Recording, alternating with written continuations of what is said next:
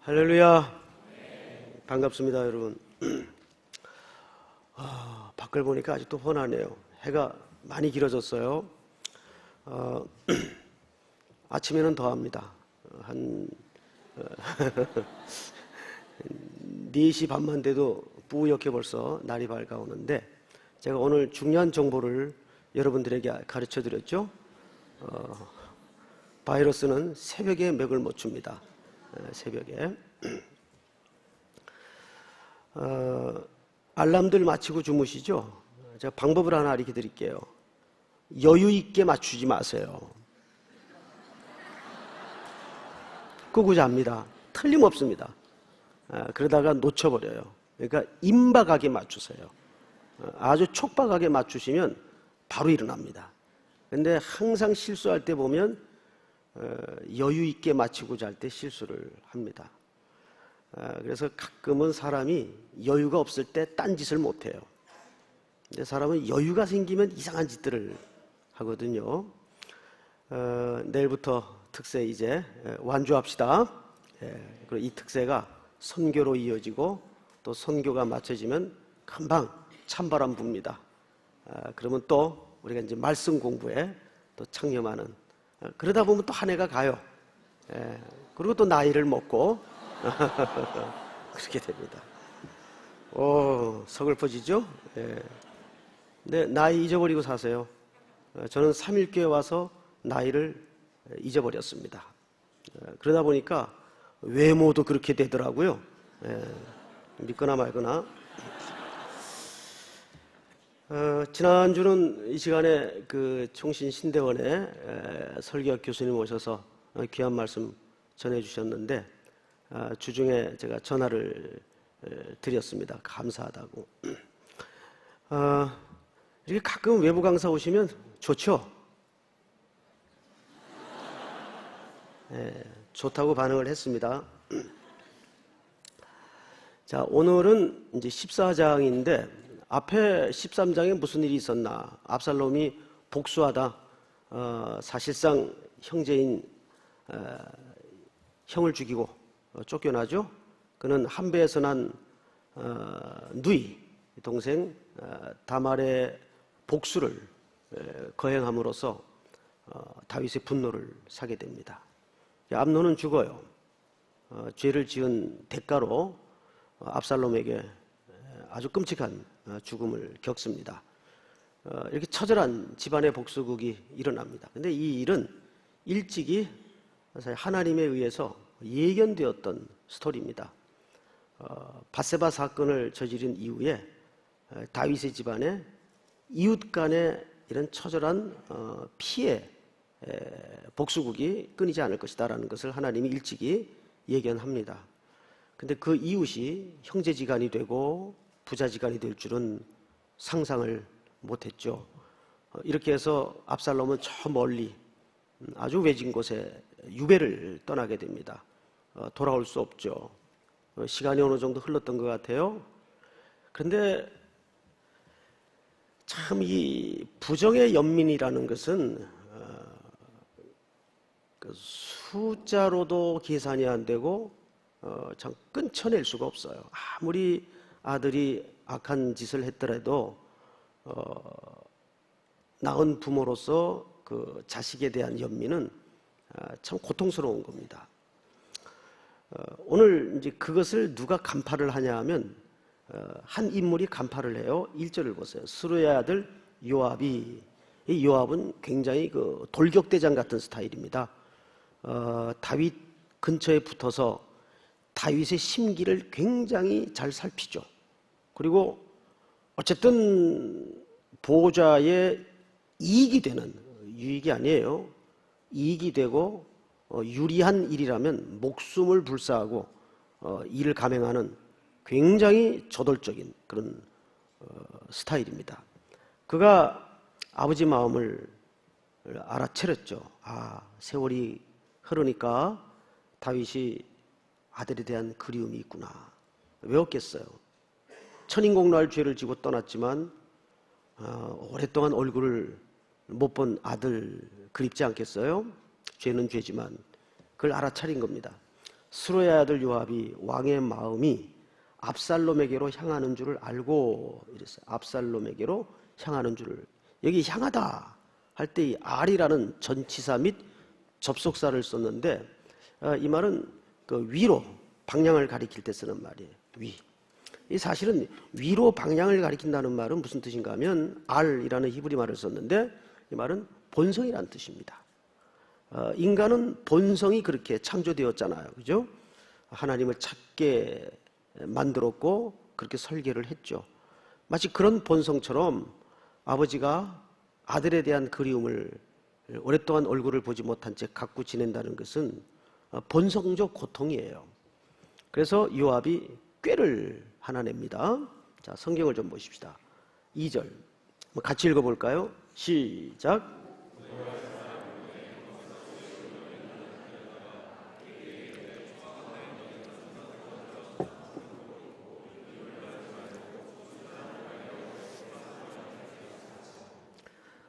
유명한 드고아, 사실 아모스의 고향입니다. 이 드고아면 이 베들레헴에서 얼마 떨어지지 않은 가까운 지역인데 드고아의 지혜로운 여인, 그래서 드고아에서 온 여인, 유명한 그 뭐 영국도 만들어지고 그랬어요.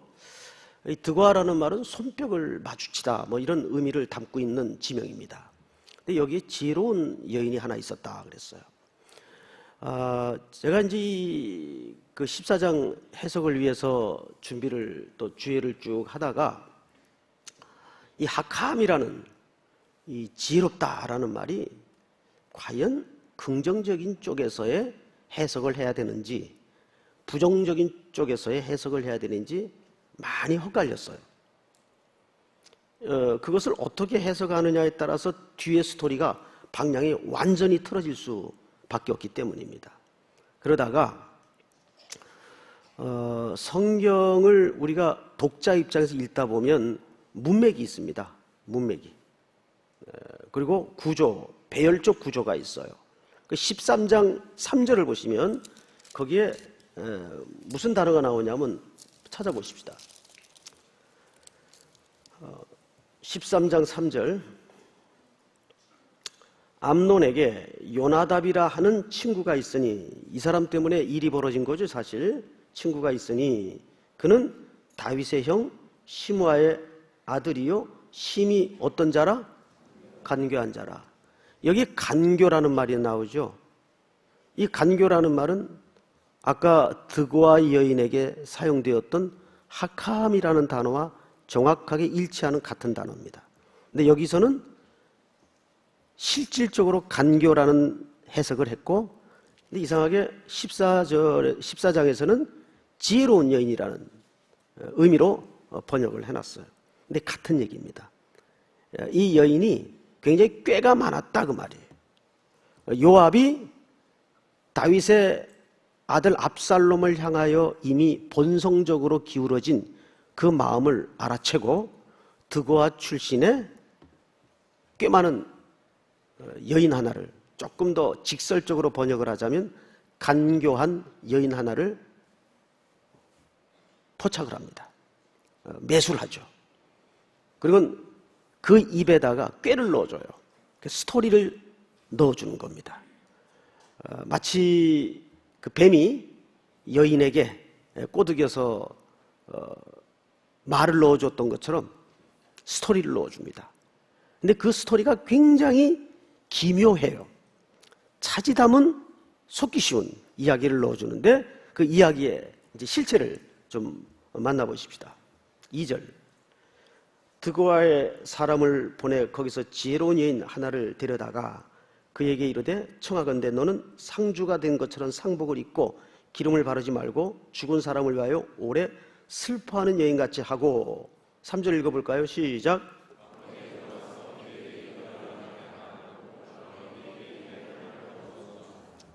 여기를 보십시오. 그러니까 이 여인 뒤에는 실질적으로 누가 있는 겁니까? 요압이 있는 겁니다. 그러니까 이 꾀는 누구로부터 출처가 된 거죠? 요압의 꾀입니다. 요압에 의해서 이 여인은 그냥 조종되는 거예요. 정확하게 스토리까지 넣어줍니다. 그 스토리는 이렇습니다. 4절 드고와 여인이 왕께 아랠 때에 얼굴을 땅에 대고 엎드려 이르되 왕이여 도우소서 하니 왕이 그에게 이르되 무슨 일이냐 하니라. 대답하되 나는 진정으로 과부니이다. 남편은 죽고 이 여종에게 아들 둘이 있더니 그들이 들에서 싸우나 그들을 말리는 사람이 아무도 없으므로 한 아이가 다른 아이를 쳐 죽인지라. 자, 이건 다 허구입니다. 요압이 여인에게 이렇게 얘기하라고 넣어준 스토리 내용이에요. 근데 이 내용이 어디서 많이 보던 그림이에요. 어디서 보던 그림입니까? 그렇죠. 이제 우리 청년들이 척하면 알아들어요. 창세기 4장의 가인과 아벨의 스토리를 살짝 인용한 겁니다. 물론 자기가 과부인 것도 허구입니다. 성경에 고대 시대에 있었던 한 이야기를 채택을 해서 이 다윗의 마음을 지금 사실상 미혹하는 입구로 들어가고 있는 거예요. 자, 이어서 제가 좀 읽겠습니다. 7절. 온 족속이 일어나서 이야기 계속입니다. 당신의 여종 나를 핍박하여 말하기를 그의 동생을 쳐 죽인 자를 내놓으라. 형이 동생을 죽였던 모양이죠. 우리가 그의 동생 죽인 죄를 갚아 그를 죽여 상속자 될 것까지 끊겠노라 하오니 그러한즉 그들이 내게 남아있는 숯불을 꺼서 내 남편의 이름과 씨를 세상에 남겨두지 아니하겠나이다 하니. 여러분, 이것은 율법에 타당한 내용들입니다. 동생을 고살한 자는 마땅히 응당한 대가를 받고 죽어야 법이에요. 뭐든지 그렇게 되어 있습니다. 자, 그런데 계속 읽겠습니다. 8절. 왕이, 이제 다윗이죠, 여인에게 이르되, 이야기를 듣고 나서 하는 얘기입니다. 네 집으로 가라. 내가 너를 위하여 명령을 내리리라 하는지라. 9절 한번 같이 읽어볼까요? 시작.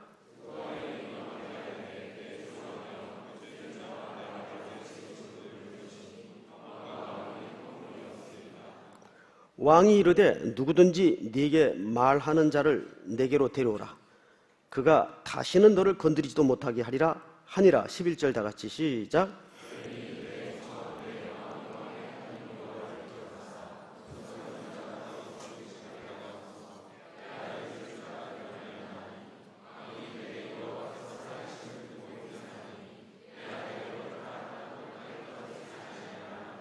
아멘. 자, 여기 다윗이 여인의 그 이야기를 듣고 나서 부흥기탱천에서 약속을 하나 하죠. 그 약속의 결정적 증거가 뭐냐면 네 아들의 머리카락 하나도 땅에 떨어지지 아니하리라 하니라. 오늘 이야기에는 이 머리카락이 굉장히 중요한 주제로 사실상 등장을 합니다.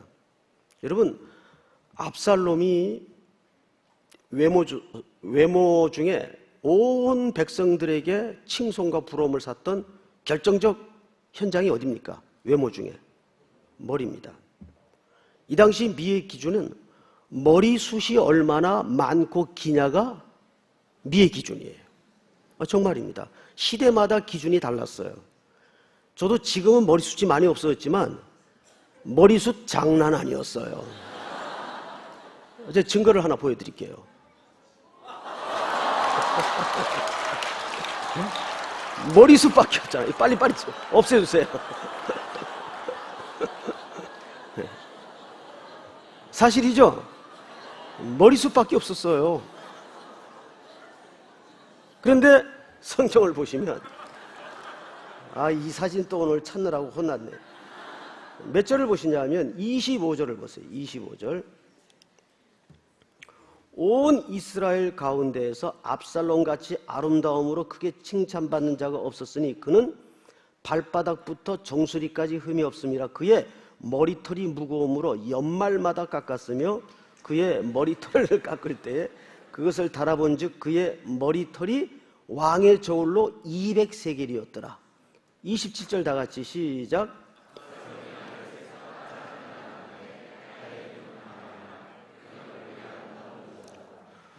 압살롬이 백성들에게 부러움과 아름다움의 기준으로 칭찬을 받았던 중요한 이유가 그의 머리털이었어요.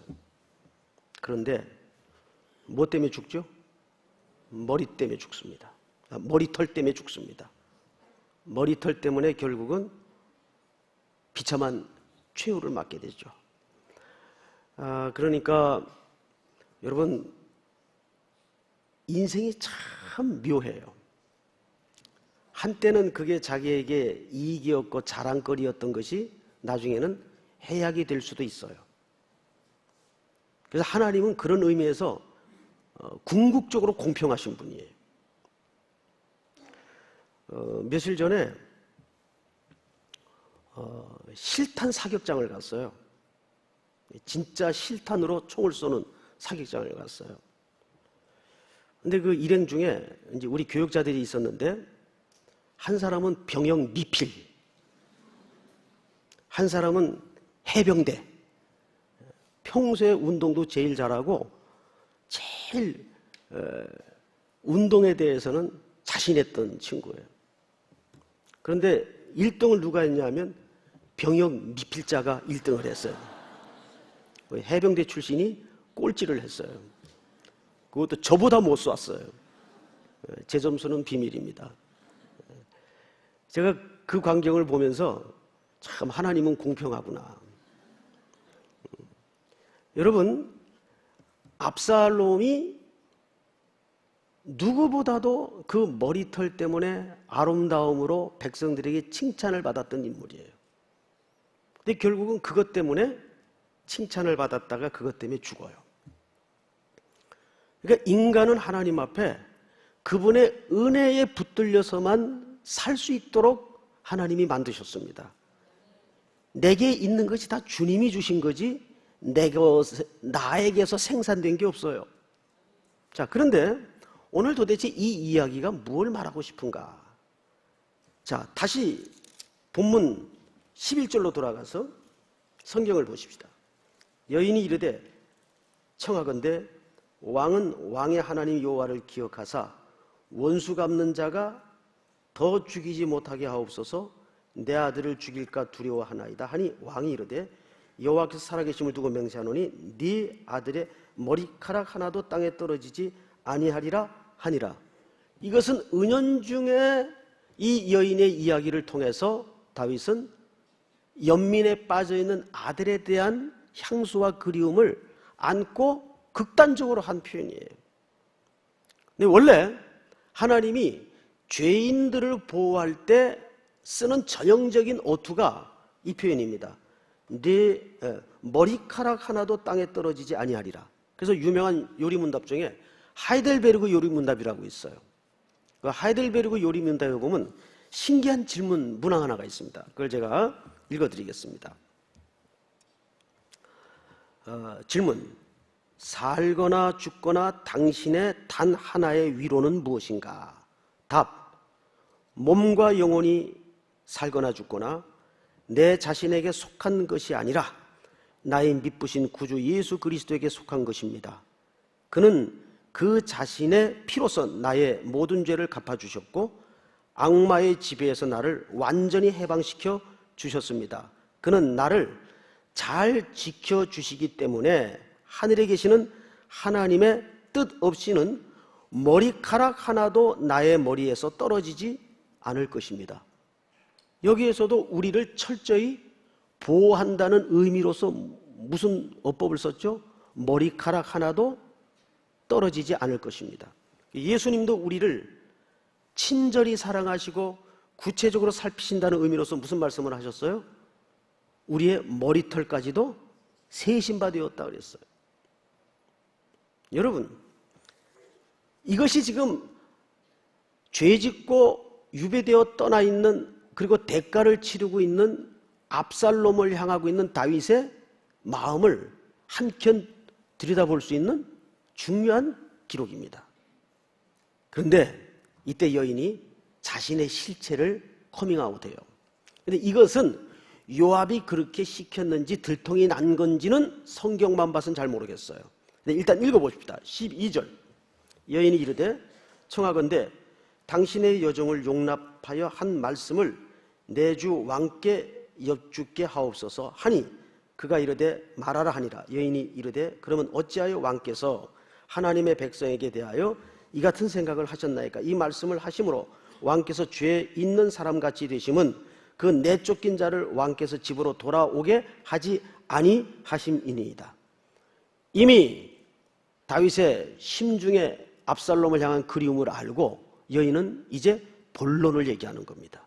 왜 쫓겨난 자를 집으로 돌아오게 하지 않습니까? 여기까지는 이 스토리의 본론이 잘 드러나질 않아요. 야, 이 드고아 여인이 굉장히 지혜가 있다.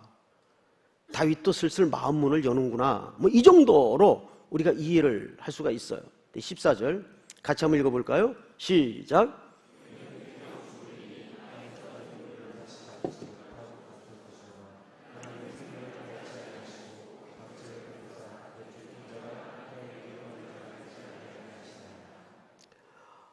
이 이야기는 여인이 조금 극단적인 표현으로 과장을 한 겁니다. 뭐 저희 아들이야 이미 엎질러진 물이기 때문에 필경 그 죗값을 바꾸야 말겠죠. 그러나 왕은 그래서는 아니 되지 않습니까?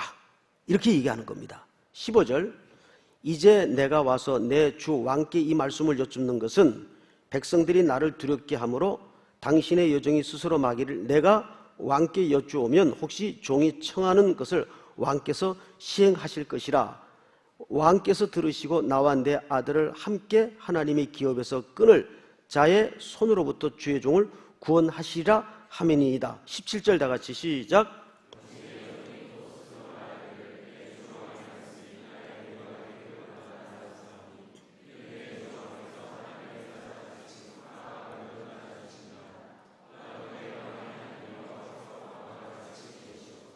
왕이 그 여인에게 대답하여 이르되 바라노니 내가 네게 묻는 것을 내게 숨기지 말라. 여인이 이르되 내 주 왕은 말씀하옵소서. 왕이 이르되 이 모든 일에 요압이 너와 함께 하였느냐 하니 여인이 대답하여 이르되 내 주 왕의 살아계심을 두고 맹세하옵나니 내 주 왕의 말씀을 좌로나 우로나 옮길 자가 없으리이다. 왕의 종 요압이 내게 명령하였고 그가 이 모든 말을 왕의 여종의 입에 넣어 주었사오니 20절 다 같이 시작.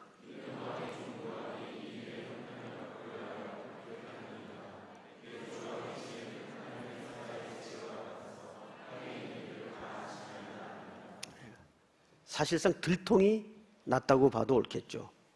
그런데 요압이 이 일을 왜 꾸몄다고 생각합니까? 형편을 바꾸려고 꾸몄습니다. 자, 여기서 문제가 뭘까요?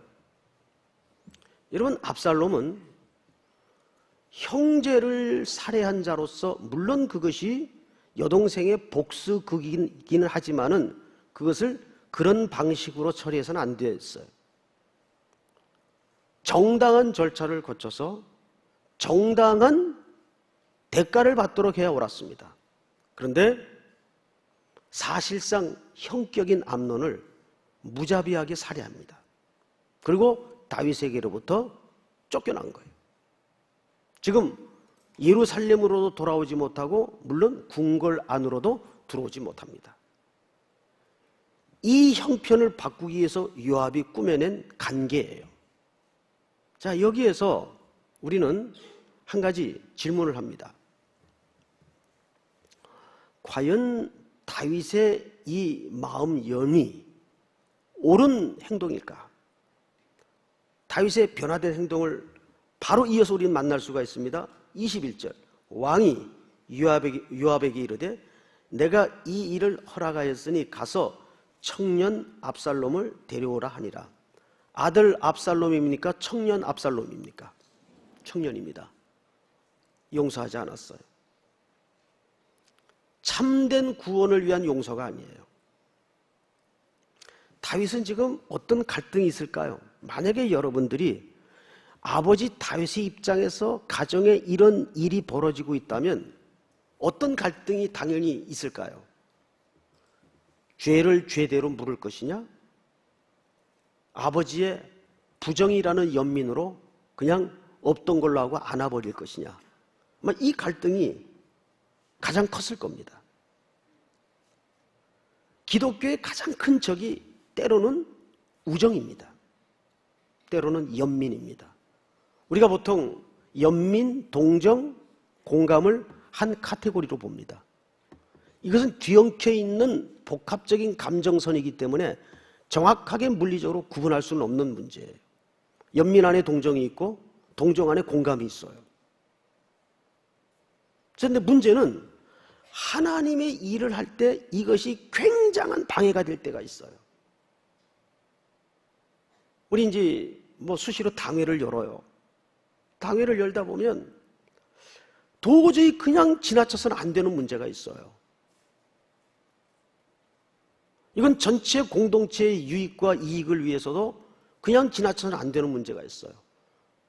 그런데 그 한 개인을 또 1대1로 놓고 보면 오랫동안 함께했던 분이요, 같이 생활했던 자요, 이런 연민의 종이 인간적으로 있단 말이에요. 이 양자 사이에 지도자의 입장에서 고충이 있고 고민할 때가 많아요. 자, 근데 만약에 시대를 돌려서 겟세마네 동산으로 렌즈를 한번 맞춰보십시다. 예수님이 너무 괴로워요.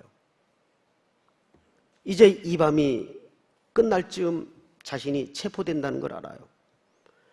아버지께서 계획하신 인류의 죗값을 지불하기 위해서 자기가 택함받았다는 사실도 알고 그 잔을 자기가 마셔야 된다는 것도 알아요.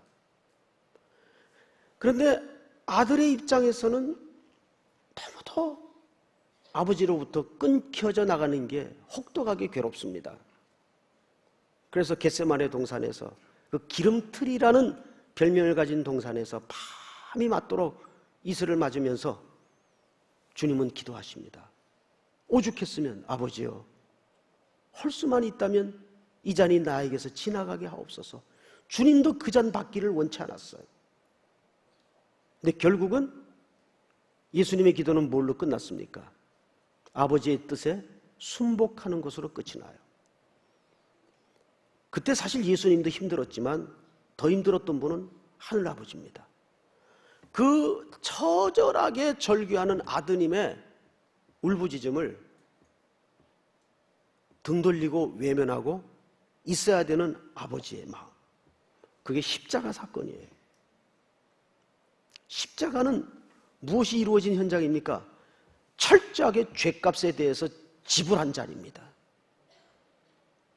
하나님의 가장 중요한 속성 중에 하나인 공의가 지불된 자리예요. 다윗은 여기에서 실패합니다. 연민의 정으로 아들을 받아들여요. 그 결과가 어떻게 됐습니까? 결국은 두 사람은 형식적인 화해가 이루어집니다. 돌아오는데 다윗이 뭐라고 명령을 하냐 하면 궁궐에는 들이지 마라. 완전한 용서도 아니에요. 굉장히 어정쩡해요.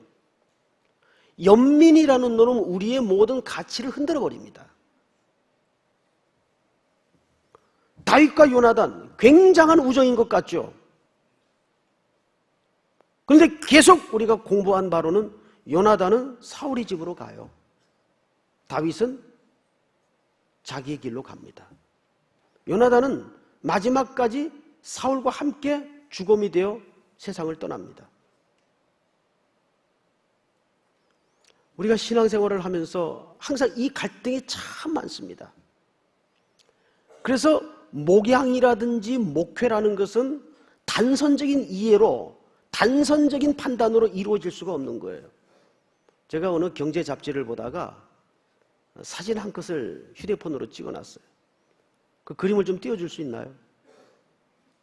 그림을 하나 보십시다.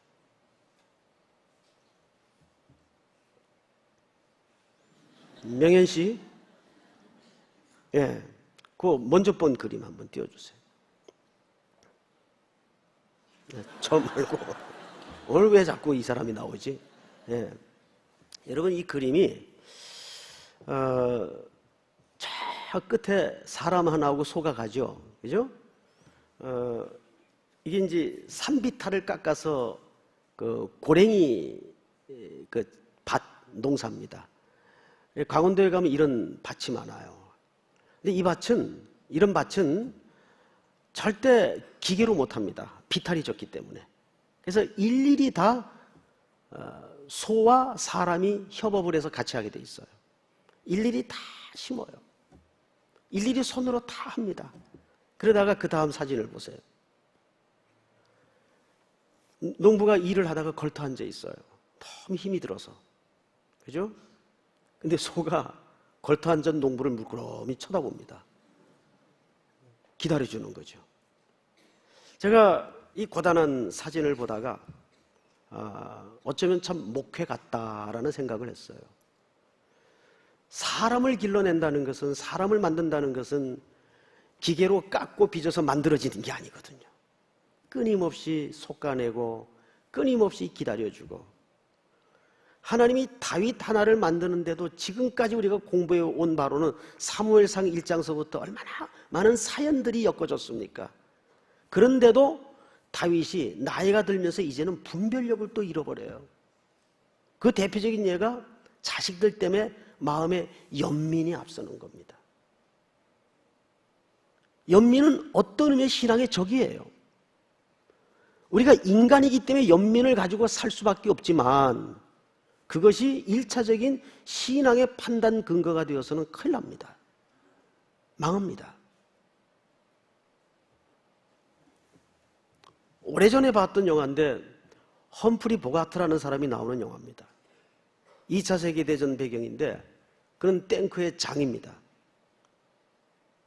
가다가 사막에서 물도 못 먹고 며칠을 굶은 병사 하나를 적인데 만나게 됩니다. 험프리 보가트가 이런 지하에 태우지 말 것을 명령하죠. 그러니까 그 탱크 안에 몇몇 하급 장교들이 난리가 났어요. 매정한 사람, 같은 인간인데. 리더의 판단과 부하들의 판단은 기준이 다를 수밖에 없어요. 휴머니즘이 중요한 게 아니라 그 탱크의 장으로서 험프리 보가트는 탱크의 내 식구들을 일단 살리는 게 중요해요. 그 사람을 태우면 다 죽어요. 그 사람 목까지 같이 먹고 살 양식이 안에 준비되어 있지 않기 때문입니다. 물론 이것은 정황마다 상황마다 틀릴 수밖에 없어요. 정의란 무엇인가라는 책에 보면 비슷한 사례들이 그 앞장에 소개되지 않습니까? 사람의 생명을 물리적으로 판단할 수는 없겠죠. 그런데 우리가 신앙인으로서 제일 어려운 게 뭐냐면 이것이 인정에 끌려야 되느냐, 하나님의 말씀을 우선해야 되느냐. 그것은 하나님도 고민했던 문제예요.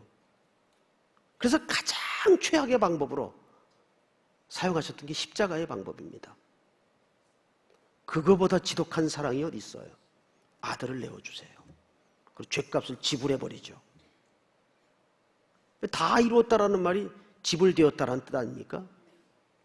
그리고 하나님은 거기에서 하나님의 우리를 향하신 사랑과 하나님의 죄에 대한 철저한 공의를 완성하십니다. 십자가는 영원히 우리가 이해하지 못하는 하나님의 사랑이에요.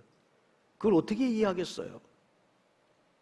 그것도 나 같은 흠 많은 죄인을 구속하기 위해서 그 아드님을 내어주는 지불을 감행했다면 그 하나님의 지독한 사랑을 우리가 어떻게 이해할 수 있겠습니까? 근데 여기에 다윗은 마음이 무뎌져 버린 겁니다. 연민의 정이 앞서서. 그 결과는 어떻게 됐습니까? 둘이 화해를 합니다. 돌아옵니다. 돌아오는데 성경을 보십시다. 28절. 압살롬이 이태 동안 예루살렘에 있으되 왕의 얼굴을 보지 못하였으므로, 자, 미치는 거죠. 이건 뭐 받아들인 것도 아니고 거절한 것도 아니고 어정쩡해가지고 예루살렘에 돌아오긴 했는데 궁궐에 입고를 못하게 합니다. 차라리 멀리 떨어져 있었으면 폭이나 있을 텐데 지근거리에서 궁궐에 출입을 못하니까 미치는 거죠. 이건 더 지독한 고문일 수가 있습니다. 연민은 우리를 그런 사지로 몰아넣을 수가 있어요. 연민이라는 것. 그래서 자리가 높아지고 책임이 많아지면 못된 놈 소리를 많이 듣게 돼 있어요. 여러분, 사실 역사적으로 걸출한 눈금을 남겼던 리더들이나 보면 성격 좋은 사람들이 있나요? 없어요. 회사에 있잖아요. 회사에 그런 사람들 없어요. 성격 좋은 사람들. 그러자 압살롬이 무슨 짓을 하냐면 자기를 중계했던 요압의 밭에다가 불을 질러버려요. 관심을 사기 위해서. 그러니까 이게 압살롬의 기질이에요. 이것은 아버지 다윗의 부정을 계속 건드리는 겁니다. 연민을 건드리는 거예요. 나 좀 알아달라 막 들이대는 겁니다. 요압의 밭에다가 불을 질러버려요. 아무도 간섭하지 않으니까. 예루살렘에 갖다만 놓고 아무도 돌아보지 않으니까 요압이 압살롬이 미치는 겁니다. 결국 요압에 의해서 그는 궁궐에 들어오게 됩니다. 그 광경을 좀 볼까요? 마지막 32절. 압살롬이 요압에게 대답하되 내가 일찍이 사람을 네게 보내 너를 이리로 오라고 청한 것은 내가 너를 왕께 보내 아뢰게 하기를 어찌하여 내가 그술에서 돌아오게 되었나이까. 이때까지 거기에 있는 것이 내게 낫으리이다 하려 함이로다. 이제는 네가 나로 하여금 왕의 얼굴을 볼 수 있게 하라. 내가 만일 죄가 있으면 왕이 나를 죽이시는 것이 옳으니라 하는지라. 내가 벌 받을 거 있으면 목숨을 걸고 받겠다 이 말이에요. 이 굉장히 긍정적인 태도 같지만 사실은 이미 다윗은 아들을 잃어버렸어요. 이것은 압살롬이라는 아들로서 하는 태도가 아니에요. 처벌받겠다 그 말이에요. 이미 패배자로서 그리고 장차 반역자로서 마음 한켠에 모색이 이루어지고 있는 겁니다. 그리고 33절을 한번 같이 읽어볼까요? 시작.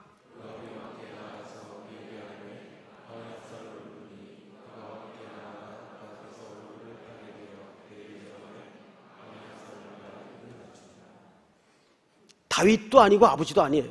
왕이 불렀어요. 누구를? 아들을. 아니 압살롬을. 왕이 압살롬을 부릅니다. 이미 이들의 관계는 깨진 겁니다. 어정쩡한 연민은 정은 오히려 관계를 더 망가뜨립니다. 누가복음의 그림, 누가복음 15장의 그림과는 전혀 다른 그림이었어요. 철저히 탕진한 아들을 완전히 안아버리는 아버지의 모습을 누가복음 15장에서는 만나지 않습니까? 근데 어정쩡한 연민은 이렇게 사태를 그르치고 결국 다음 장 15장에서 압살롬은 반역이요 반기를 듭니다. 이렇게 부정이 앞선 연민은 아들을 잃어버리고 그 아들을 결국 생물학적인 죽음에로까지 몰아넣고 말죠.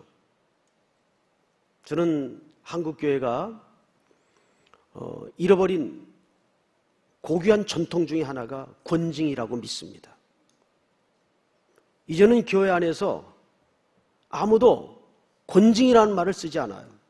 아마 여기에서도 권징이 뭐야? 단어조차 처음 듣는 분들이 많을 거예요. 권징은 체벌을 하자는 의미가 아닙니다. 죄를 지었으면 마땅히 그 죄에 대한 대가를 지불하고 회복하는 것이 기독교의 사랑입니다. 그 생명을 얻고자 벌을 하는 겁니다. 믿습니까? 우리가 일생 신앙인으로 살면서 우정이냐 하나님의 사랑이냐 연민이냐 정이냐 아니면 하나님의 원리가 우선이냐 이런 혼란한 가치 속에서 소위 요즘은 인권이라는 이름으로 슬쩍 기독교의 가치를 희석시키고 혼돈시키는 경우들이 굉장히 많습니다. 인권보다 우선한 것이 하나님의 법이에요. 하나님의 법은 그 궁극적인 목적지가 생명을 살리는 데 있습니다. 저는 그 하나님의 사랑을 추호도 의심 없이 믿습니다. 왜? 십자가의 사건을 제가 믿기 때문입니다. 인권보다 더 지독한 사랑이 십자가의 사랑이에요. 오늘 십자가에 나타난 하나님의 공의와 하나님의 사랑이 다시 한번 우리 교회를 살리고 민족을 살리는 통로가 될 수 있기를, 십자가로만 구원이 있는 고백이 있기를 주의 이름으로 축복합니다. 다 일어나십시다.